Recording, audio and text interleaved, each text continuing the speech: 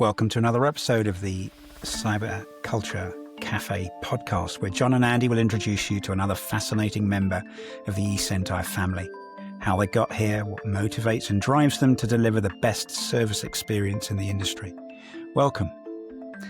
Andy Fossett, welcome to the podcast. Introduce yourself and roles and responsibilities, and let's get going. Sounds good. I'm excited to be here and talking with you guys. Awesome. I'm Andy Fawcett, a member of the product management team. I'm responsible for the SOC investigation roadmap and supporting our SOC drive high quality outcomes for our customers and ultimately, protecting them from the threats around the world. That sounds like a fun, exciting job. There you go. That's awesome. See, you know what? It's funny. We've been talking to a bunch of folks, and there's no fortune and glory in what you guys do, but without you, we wouldn't have an eSentire. We wouldn't have anything. I mean, you guys are the backbone, the guys behind the curtain, right? The guys and gals behind the curtain. You guys are running the show. It's incredible. Yeah, it's one of those things where our customers don't want to hear from us, but they're happy Right. that we're here when they do, right? Exactly. Yeah. Exactly. So, real quick, I have to just say this, Andy L. I don't know what you're doing here. Again, your voice, you should be doing audiobooks, my friend. You would make a fortune doing that. I don't know what you're doing, brother. That voice, when he does the intro, I'm like, just Andy, it's killer, brother. I love it. Sorry. It's good equipment. It's got nothing to do with the voice. Oh, all right. This is all road.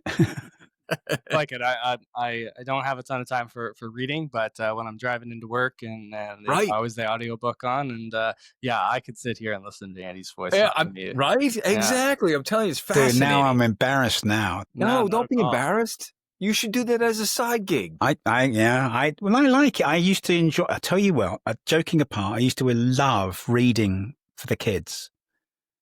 What are you doing? I thoroughly enjoy doing that, reading for the kids. It's just finding something that's interesting that you could read out. I can hear you right now. I can listen to you reading all the Harry Potter books. Dude, telling you. What are you doing? And do the voices. Well, you could. Sure you could. I don't believe it. Yeah. So when you listen to the rest of the podcast, Andy, you'll understand where that's coming from. Yeah. But you raised an interesting point there. So if audiobooks are a thing for you, what sort of audiobooks are a thing for you? Yeah. I like to just kind of escape from reality. So I definitely enjoy kind of the high fantasy, kind of stepping out, pulling myself out of day-to-day work and life, and just being able to kind of unwind for, the half an hour it takes me to get into the office and, escape reality. So I've been listening to a lot of Brandon Sanderson. So just kind of finished Mistborn for the second time, that series, and then Stormlight Archives, the latest book kind of just came out on audio recently. So I decided, let's just read the entire series again. So there you go. That's awesome. That's where I'm at. Yeah. So talking about audiobooks then, what kind of movies do you like? Same kind of movies. Like, what's your favorite movie of all time? You're like, this is like, I can watch it every time it's on television. Yeah, it's an interesting question. And so my wife and I just had our second recently. So we've got a 2.5-year-old and like a 6-month-old. So oof. I haven't watched TV, it feels like, for 3 years now. So it's as soon as the kids go to bed, I'm cleaning up the house and basically going to bed myself, it feels like. But no, kind of along the same line, it's nice to, I really enjoy the fantasy based series. So Lord of the Rings is always the classic kind of go-to, and I've got 3 hours, or if I wanted to watch the extended version, the 4 hours. Yeah. But I thoroughly enjoy those, and work is so serious. It's nice to kind of step back and for sure. Absolutely. We were recently visiting a partner out in Malta, and the Medina outside Valletta is one of the main areas where they did a lot of filming for Game of Thrones. that's right. You were saying that. Yeah, it looked just like that. Yeah, Yeah, it's I can't wait for scary. What do you- I mean, to see the real staff. It's, that wasn't a set. That's real. Yeah. What do you think of the new series, Andy F? What do you think of the new one? The what's it? House of Dragons. I haven't watched it. Again, that came out in the last 3 years, so I haven't checked out ever since then. We watched all of the Game of Thrones multiple times, so I'm excited for probably 2 years down the road where kids are off in school and I can sit down and binge watch it. So I'm looking forward to it. Yeah, it's very cool. It's a cool series. There's some great stuff. I love that stuff too. It's crazy. Whenever I read an audiobook I listen to an audiobook or I watch a movie, because, and Andy, this goes back to what I was telling you when we first did the first podcast, right? Wanting to be an actor, right? I wanted to be an actor. I always picture myself, I can do that. I can see myself in that role. I can see myself doing this. It takes you to that next place where you're like, forget about everything behind you. Forget about everything, right? This is like, just makes you forget. I don't know. Sometimes it's just what you need, right? Yeah, for sure. Step out from reality so you can kind of double down and focus when you need it, right? Mm-hmm. So, coming back to work, again, you guys don't get all that fortune or glory. What makes you want to get up in the morning and just come to who knows what you're going to run into today? Well, I've been at eSentire for over 10 years now, and I started as a SOC analyst, and I was in the SOC before I moved to the product team for 9 years. And yeah, so it's my history, and through that, those 9 years of just basically being like, I think we can do this better. I think that I can work with our engineering teams and design the tools that with them that are going to accelerate our SOC and our capabilities, and just kind of always wanting that over the past 9 years of how can we take that next step? How can we do it faster, do it better, do it stronger, right? And that kind of gets me out of bed every day. Is I want to make sure that the analysts that we have today in the SOC that are just coming out of school or even been here for a number of years, that allow them to do the advanced, the cool investigations that ultimately stop the attackers from achieving their goals, right? So that problem solving and being able to smart my peers is it sounds maybe a bit corny, but it that's cool. Drives me there. So yeah, that's awesome. You'll be surprised how common a theme that is, actually. Yeah.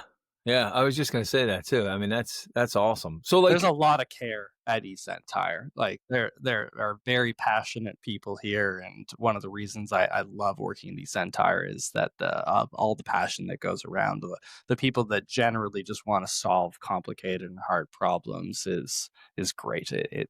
That is such a fun time kind of working with them and assisting them through that process. Yeah, for sure. So are you part of the process now, building out the new C10 program we're rolling out this year and building out? Are you part of that? In a way, not a primary area of focus of mine, but probably more concentrated on MDR and our response to attacks, the reactive approach per se. But again, like C10 and MDR, are just meant to be intertwined, right? So I suspect as we that project and initiatives kind of advance over the next year or so, I'm going to be pulled in multiple different areas. Well, I'm sure, and we're going to make sure that those marry together so nicely. So yeah, that's awesome. Mm-hmm. That's exciting. That's exciting, actually. Andy and I, we get to tell the stories, right? We have an easy job. I want to say it's easy, but it's a great job. We tell your stories. We tell the true team stories and the digital forensic folks and all the things you do, like your stories. You guys are the magic behind everything. Like I said before, without you guys, we don't have anything. You guys keep the platform. You guys keep all the services, everything running in the background and married together, like you said. Because if it's not, and it's all individual, it's just a pain, right? To manage. I mean, I would think all those different components, they need to be joined together in order for it to be successful. Well, this becomes a valid question there, doesn't it? It's for you, Andy, then you're effectively driving efficiencies in the system to make it respond quicker so that the analysts can do their stuff, they do their magic. Do you feel that's a finite thing. You can only speed it up so much. Where are those optimizations going to come from once you reach that sort of finite limit, if there is even one? Yeah. When I was in the SOC, after I was moved into a SOC efficiency role, the tuning team, and it was kind of just founded. So, probably 6 to 7 years of my time within the SOC was around driving efficiency. So, it's nice that I'm still kind of concentrated in that area. But like our SOC is performing so many investigations every single day, across the every 365. And saving a couple seconds here and there Mm, adds up so much. God, yeah. So it's always great to get those big wins where we can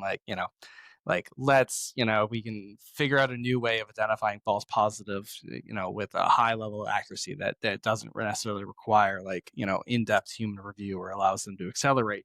Those are all well and good, but like even just chipping away at, seconds of investigation time, adds up over the course of the year to be a very tangible, amount of savings, yeah. and those savings can then be kind of reinvested into deeper investigations. The amount of time that analysts are spending in their investigations now compared to when I started 10 years ago is drastically different. We have such a better visibility into the client's environment and the activities that are going on that allows analysts to go so much deeper, and that takes extra time. So all of the past 9, 10 years that I've been working here, a lot of it's been focused on efficiency, just so that analysts can take the time they need to do a thorough, accurate investigation. Which, from a statistics perspective, when we're looking, it often looks like that our analysts are getting slower, but Mm. they're not. They're working faster and more efficient, but they're working deeper. They're taking more time, and ultimately, like, accuracy is critical, right? Sure. We need to get to these threats quickly, and we still are extremely fast. But like, we don't want to miss something. We don't want those false negatives or those false positives. We want to make sure there's a high quality output coming, and balancing that with our speed. And I think we're doing an exceptional job in Yeah, that area. I mean, I love when we talk about, I mean, maybe I don't know, I'll get your feedback on it. When we say, hey, within a 15-minute period, mean time to contain. But I always tell the story like, look, we stopped those threats fast. Doesn't mean we did the full investigation yet. We still got a lot of work that's done in the background, but we're containing that threat, so you don't have that business disruption. Now the team is diving in to say, how did they get in? Let's put those controls in place, those blocks in place, right? So it's not just, hey, we stop everything in 15 minutes, we're golden. It's not the case, right? There's so much stuff that happens. And those are some of the stories we tell, because people don't realize all the work that goes in what you guys are doing every day.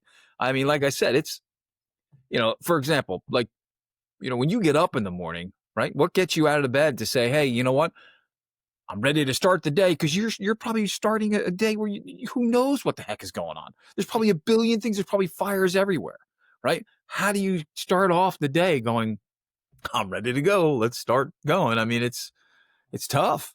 Yeah, it can be a little bit difficult as, a security analyst when I was doing kind of board monitoring, but at the same time, like, it was an interesting job for those years, right? Because like every day you're coming into something new, which, for some is probably stress provoking, that you don't know what you're going to be doing that day. But for others, and a lot of the analysts we have are thriving off of that, right? Yeah. Of thriving off of, that they have new critical problems, basically investigations that they need to go out and solve each day. And, we're not talking about, routine work where I show up and I do the same thing day in and day out. It's a different personality, but, for myself, I love coming in every single day, being able to be faced with new problems. Sure, sometimes it gets overwhelming, but, you know, we've got tons of support here, able to take a step back and refocus and then dive back into it, right?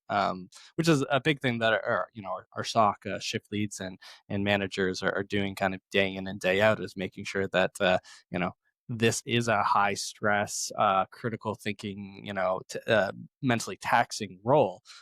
Making sure that people aren't getting overwhelmed. We're getting in front of that, saying like, hey, you've been investigating for X amount of time. Let's take a step back, switch up your roles and responsibilities. Here's a new task to kind of focus on, and kind of switching that up. It can really help break up the day and keep your mind sharp throughout it. How are you selecting how to do that? How are you judging that perhaps an analyst may be getting overwhelmed in the Yeah, task? so our shift leads have a number of different tools that are built in the system that are monitoring kind of the overall health of the system and our SOC team as a whole. So we have lots of statistics that are showing like how many investigations the analyst has performed over the past X time frame.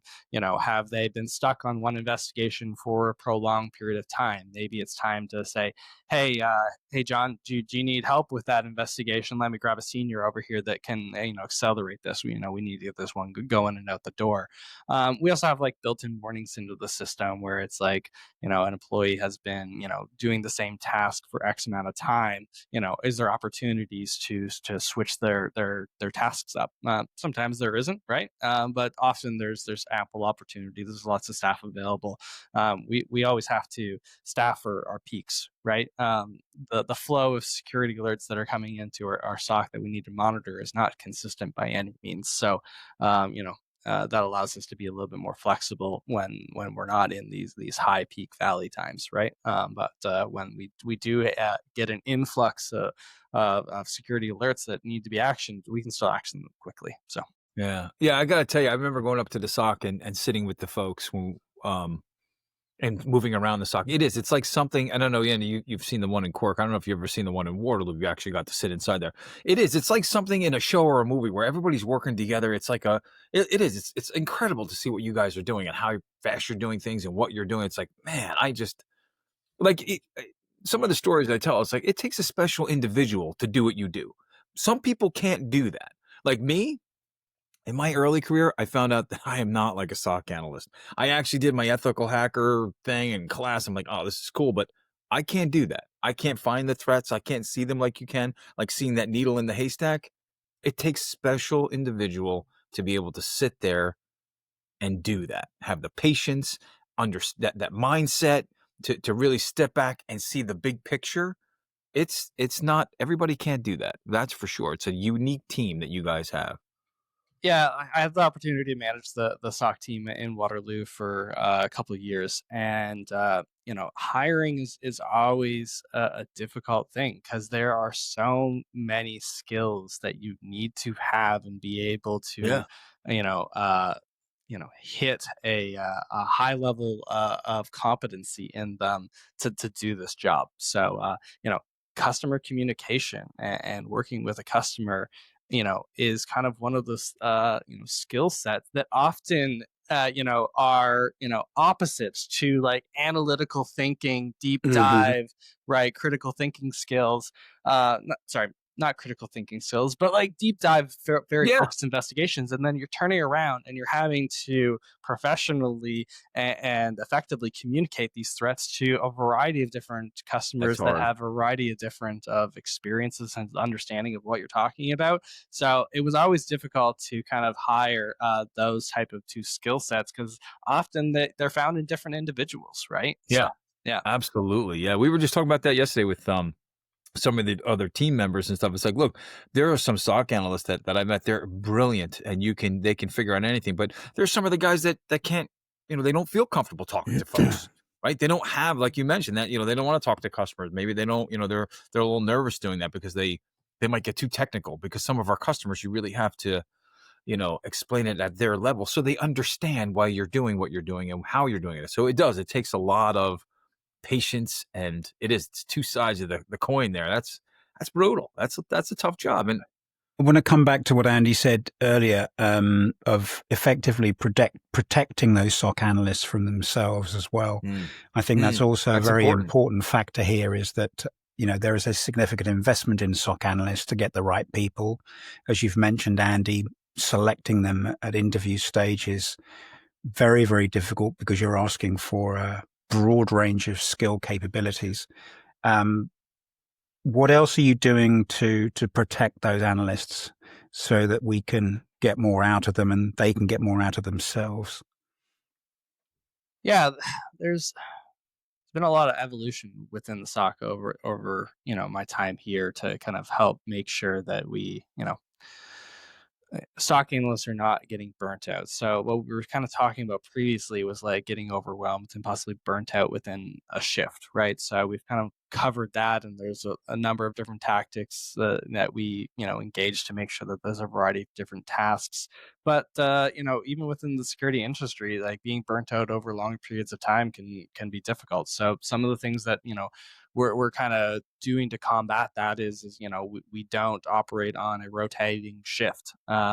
We have analysts that have static shifts, so we're still operating 24/7, but they have their shift, and that's maintained. A number of times we've pitched the idea to our SOC analysts and offered that out, and generally speaking, analysts are like, no, we don't want that. Even our analysts that are operating, later evenings, we have the Cork team in Waterloo, so we're able to, do a pseudo follow the sun model, but we still have analysts that are kind of working later in the evenings. And, a number of times I've like, oh, we need some analysts to move to the day shift because we need some more resources there.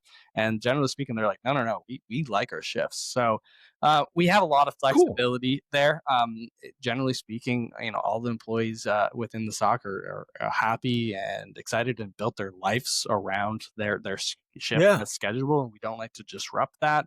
So that we find that's great. I've worked before eSentire, back when I was in university and high school. I worked at Chapman's Ice Cream, which is factory work, right? And Yeah. rotating shifts. So I've done the rotating shifts, 12-hour shifts before. It's not a lifestyle that really fits well with the job that our SOC analysts are doing, right? So on top of that, our SOC analysts are operating on 8 or 10 hour shifts based on their preference, pretty much.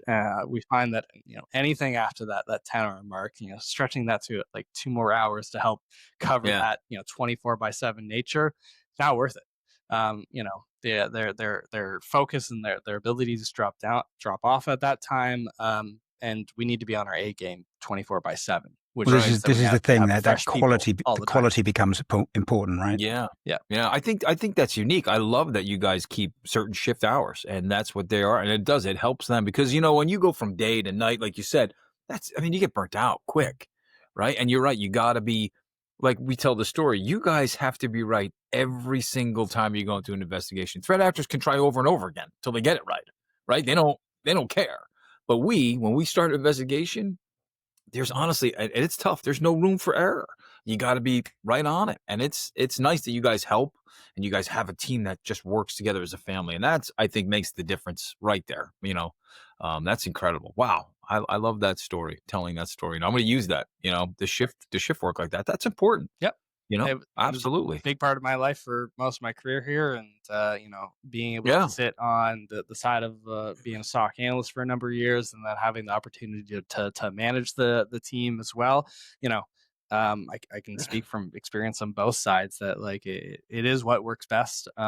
It can be a little bit more work from a manager of coordinating, making sure that like we have good coverage and that the right number of people at any given time, because you don't have this rotation where it is more work not having it, but it's Yeah.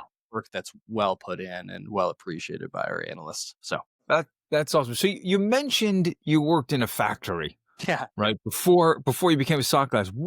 How in the world did you say, I want to become a SOC analyst? Let me start. Like, how did you even get started doing that? Sure. Yeah. So like that was back when I was in like early or late high school, early Right. college, university. So it got some money when I was young, and but I always had a passion for computers. I really enjoyed networking. So I went to school at Ontario Tech University in Ontario here, and for networking and security, planning on focusing on networking, computer networking. So the security aspect of the program I took was interesting, but I kind of fell in love with it after we kind of got into the later years there. I had an opportunity to one of my family friends knew Eric and Eldon.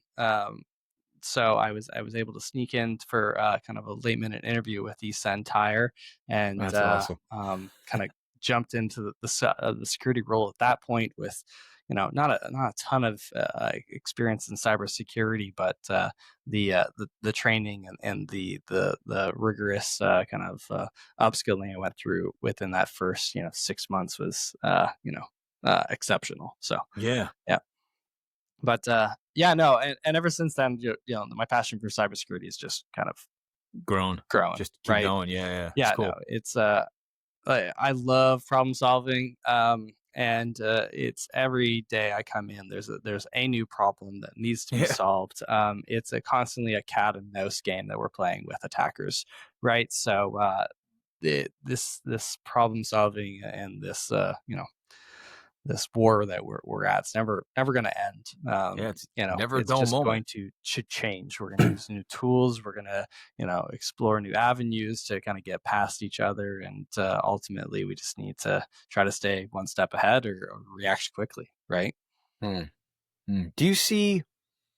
I know that we're using AI in our platform for you guys to for the SOC analysts to make better decisions and make the right choices, things like that when they're doing to help them. Yep. But do you see a rise of threat actors using a lot of AI now too as well? I mean, are you guys worried about that? I mean, is it always like they get 2 steps and then you guys get 2 steps and then it's like a never ending ladder, right? Of Yeah, like puts a negative spin on it, but it's kind of a weapons war in a yeah, way, right? yeah, So yeah, they're using AI and generative AI. One of the easiest kind of ways of seeing and experiencing how attackers are using this is through social engineering and phishing, right? Like the days of the Arabian prince has found money and we want to share it with you, we're past that now, that's right? gone. Yeah, Yeah, like we're talking about sophisticated attacks that are like targeting individuals on like a wider scale, basically, right? Like sure, we've always had spear phishing, you know campaigns that are targeting individuals, but they were high effort and possibly high reward, but they're not high effort any longer, right? yeah, Like it's easy to have a generative AI model spit out a list of people that you should go after, and then scan the internet for information that's specifically about them and crafting public. these information exactly. Yeah, yeah, Um, that's brutal. so like this is kind of one of the more obvious and front running ways that attackers are able to use this information, right? But security, development teams are using generative AI to find bugs in their codes or So possible yeah, vulnerabilities. Um, Attackers are doing the same thing, right? So yeah, ultimately we need to use it as well, right?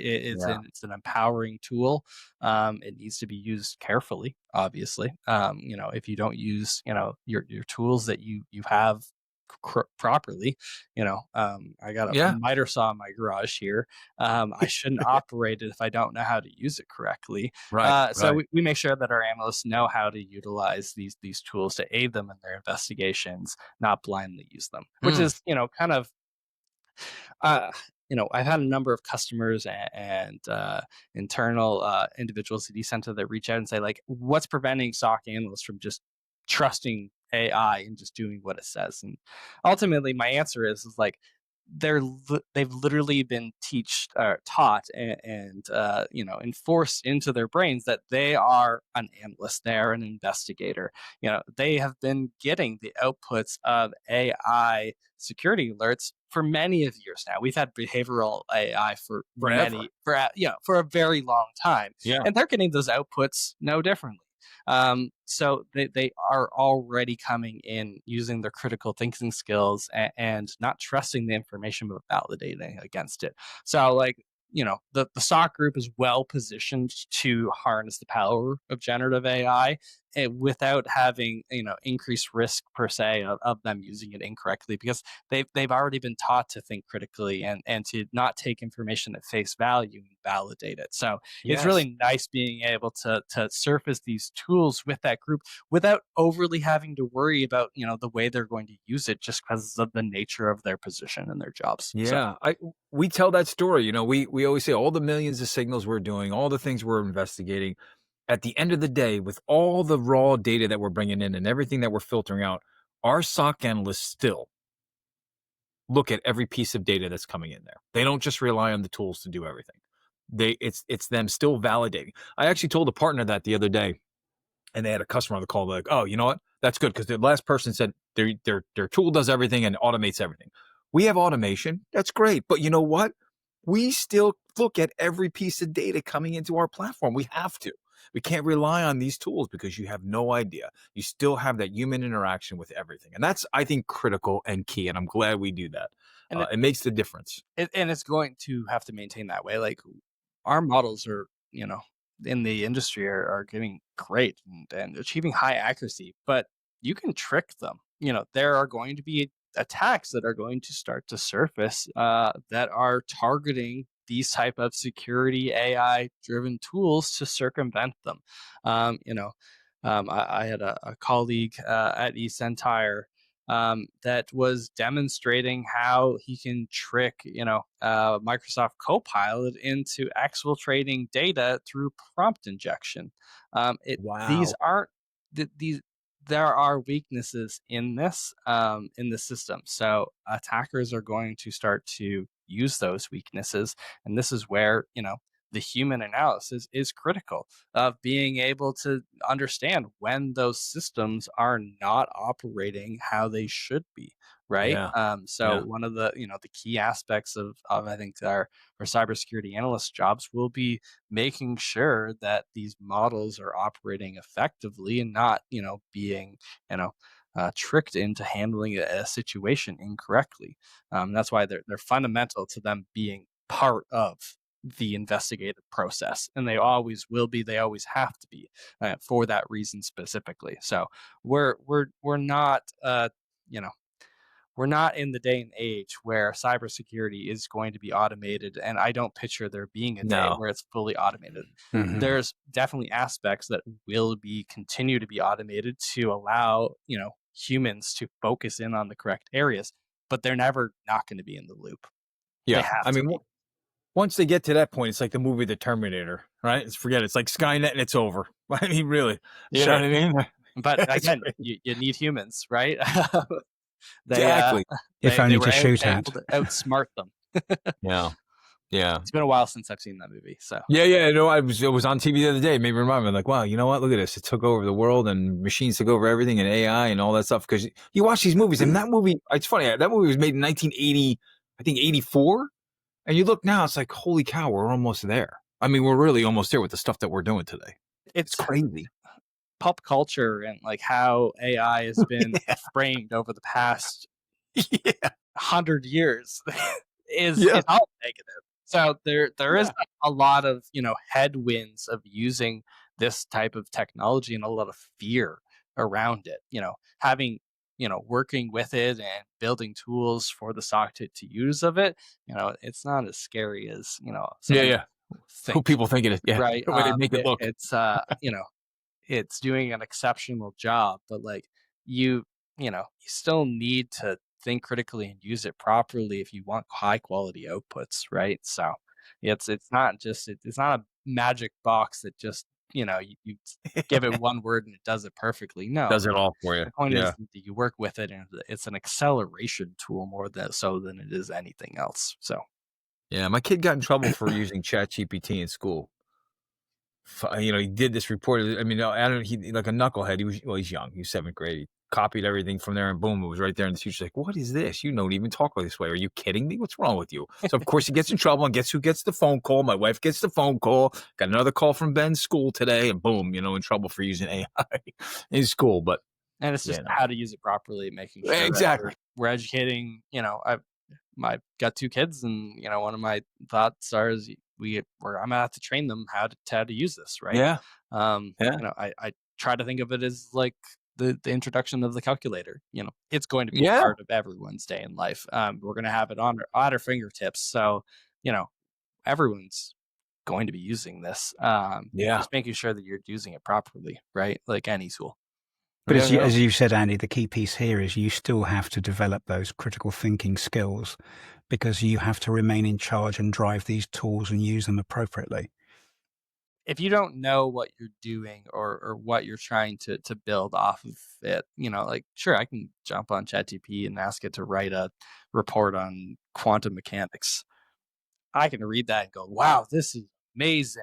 But I don't know anything about quantum mechanics.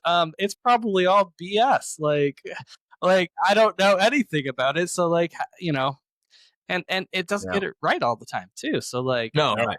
Well, when I am using it, it's starting with a prompt, and then it's like, okay, this is right, this is right, this is wrong, retweak this, and like going through it, like, Well, there 100, was some times to actually get something that's tangibly good.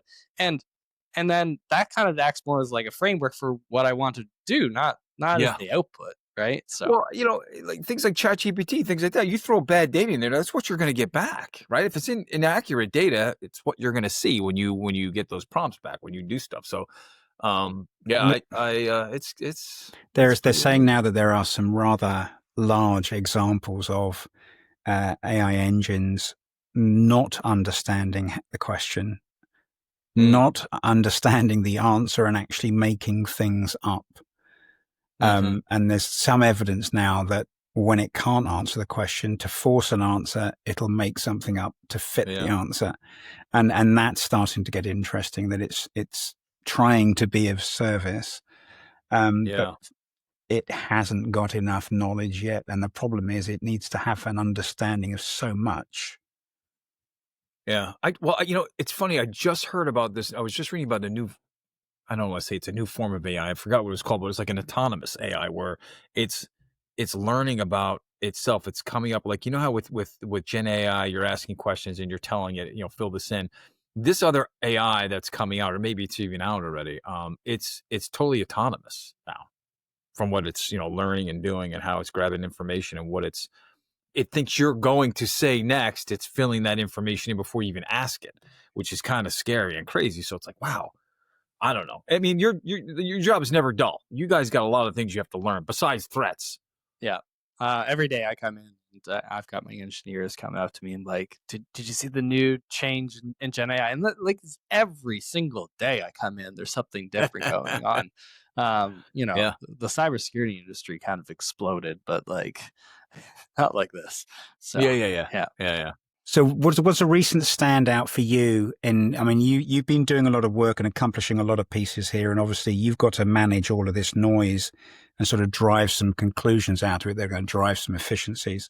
What are some of what's a major win for you in the last couple of years? The standout story for you? Yeah, we're currently in the process of completely redesigning the SOC Analyst toolkit. So, I'm using my experience as a security analyst and working really closely with the team. So we're currently in the process of building a brand new UX UI to accelerate their work and really kind of empower their investigation. So that's been really exciting as a standout of a potential that we're working towards, right? Outside of that, of like the specific areas that that have been released over the past year, we've really kind of honed in on generative AI and how we can kind of take advantage of that, because we know attackers are at the same time, and we need to. So, a couple of the early adoptions that we kind of interacted with is, text editing for our descriptions of activity of the summary of the threats we're sending customers. We have a variety of analysts for a variety of different backgrounds and different levels of skills in communication that we were talking about previously, John. generative AI and an LLM in general is really, really good at taking, text or bullet points and then summarizing that into a very professional and well-crafted communication. So we've been offering some functionalities within the tool for SOC analysts to utilize that. So could you make this more professional, or could you take these bullet points and summarize these into a paragraph-based communication?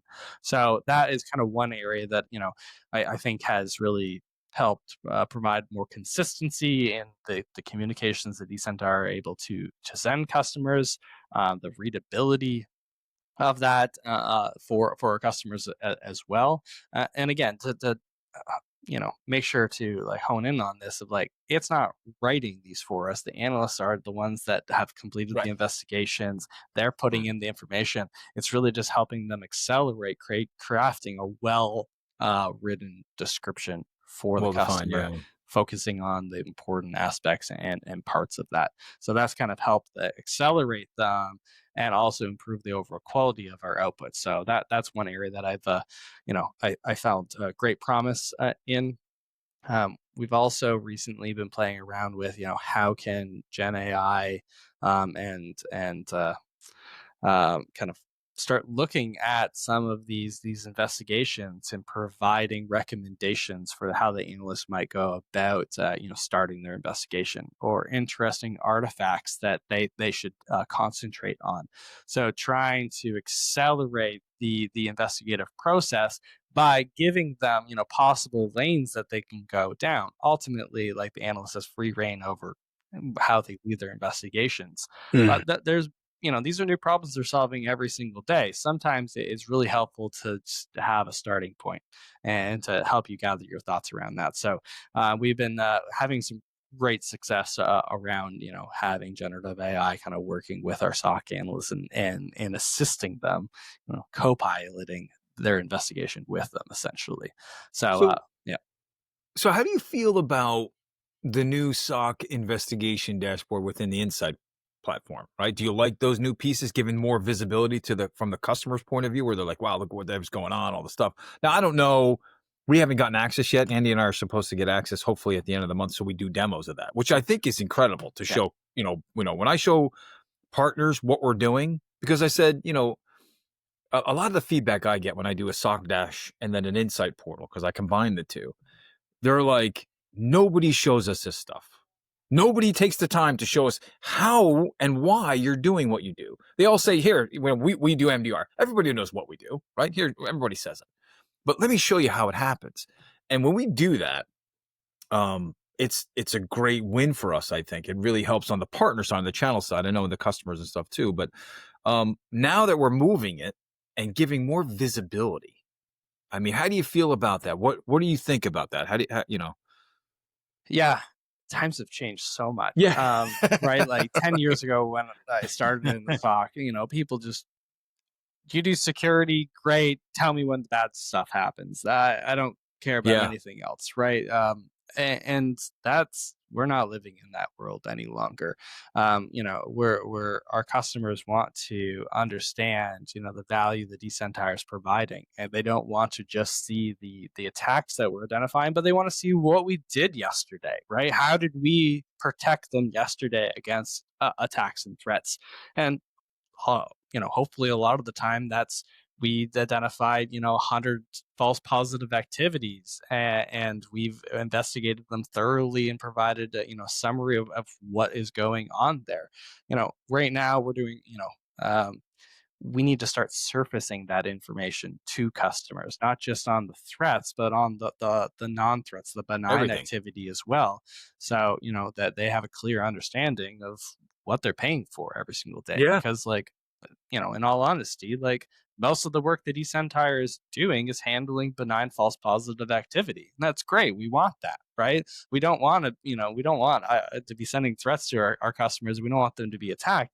But at the end of the day, like, we, the outputs we're getting from our technologies are not high fidelity enough that they can just go out the door. This is why we have eSentire, to Right. investigate and dig into them, and a lot of them are still false positives. We're doing a great job on filtering those out and preventing additional investigations in the future of those things. But still, we have most of the work we're doing is benign false positive activity or attacks that have been prevented, right? That the customer doesn't really need to be aware of or know about, Yeah. but we still need to surface that information. To show them. Yeah. Exactly. And on the Yeah. flip side of that, when we actually identify a threat, they want to know how, why, how do we come to this conclusion? What are the pieces of evidence to support this? Where did the attack originate from? How did it get in? That full life cycle of the attack scenario as a whole. So a lot of what we're working on is being able to tell, the false The positive whole benign story. story, but then Yeah. also more in depth on the threat side of when there is an attack that is successful that the customer needs to take action about, really focusing in on what they can do, what the situation is, and then ultimately after that's been accounted for, when they go back and they should be doing a review of every single threat we're sending them after resolution of how we can improve. And this is going to give them detailed reports on here's everything that did happen. How can we make this more streamlined and efficient, prevent these types of attacks from happening in the future? And these detailed outputs and transparency into that process, I think, is going to assist customers significantly. Are they using that now? The Insight platform or that portal, that SOC component, is it already available? Are they already doing that already? Is the Yeah. old SOC Dash gone, kind of? No, not yet. So SOC is still operating on SOC Dash.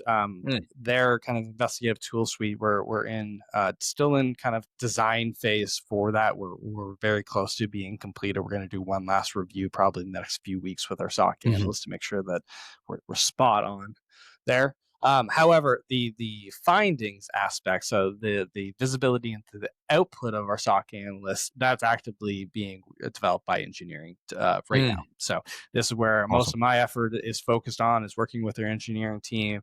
A lot of the focus is kind of on back end architecture right now, and they're kind of kicking off the UX UI real soon here. So we're looking for kind of as new features become available, we'll get this in front of customers rather than a big bang approach. I think there's a lot of potential value.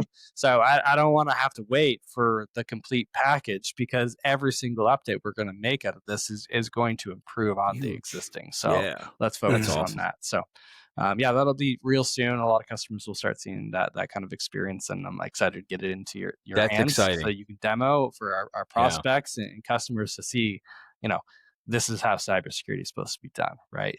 Full transparency. Awesome. We have nothing to hide. We want you to be involved in this process and have the same visibility we do. So yeah, I love that. So I think I have one more question for you. So if you have a time machine, right?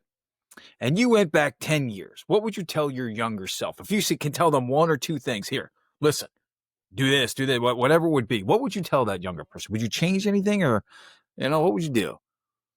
Well, I told them the Raptors are going to win probably a championship, first off, but there you that excites me. No, I'm so happy with my career at eSentire and the work that I've been doing. I would probably tell young, naive Andy, like, hold course.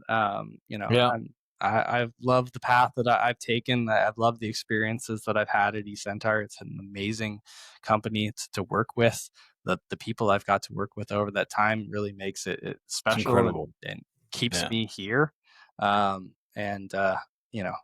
There's not too much that I would look back and kind of warn my past self about. Probably I'd say, Gen AI is coming, get prepared. But right. No, I think we're on track still. So yeah. I mean, everybody we spoke to and asked them almost the same question. They almost had the same exact answer. They're like, I don't know if I would really change much. Me, I would do a couple things different, but that's just me. I mean, I don't know, but I would still want to do what I'm doing here at eSentire. I would just do a couple little things differently. Like you said, here, watch out for this, look for that, but stay on course, because this is what's going to happen. And I think it's exciting. Yeah. But I mean, everybody said the same thing. It's incredible. Yeah. All right. I got to tell you, I love what we're doing with these podcasts, because listening to you folks and learning new things about everybody, it's incredible. And really understanding all the things you guys are working on. It sets the stage and is a game changer for us, because it just helps Andy and I tell more stories Yeah. about what you guys are doing. And it's incredible that we get to share that. And really, it's incredible you come on and you share stuff with us today, because it's fascinating and it's incredible. And I'm glad you were able to do that with us today. So we really do appreciate you Thanks. It's jumping on and hanging out with us and chatting. I think it's a great thing you guys got going on here, and I'm excited to watch some of the others. Yeah, it's going to be fun. Thank you, Andy. There's a lot of amazing people at eSentire that have extremely interesting history and career path and thoughts. So no, it's a great group that you have at your disposal to do this, and it's an honor to be here. So thanks. It's a pleasure to have you here, Andy, to be honest. And as you say, we feel the same way. This is a very, very gifted collection of people who work here. These are the people you want to have on your team when it comes to the crunch. These are the people you want to have doing the work. And I think for a lot of the audiences, they don't understand actually how much work is actually going on in the background to make sure that service continues to operate effectively. And as you say, if it works perfectly, you will never hear from us. And you'll never know. That's where I'm hoping to take it, right? You'll never hear from us unless you want to hear from us, right? Unless you do. Yeah. Yep. 100%. Yeah. This has been awesome. A lot of fun. Andy, thank you so much for jumping on, man. I know it's not easy. I know you got a lot of stuff going on.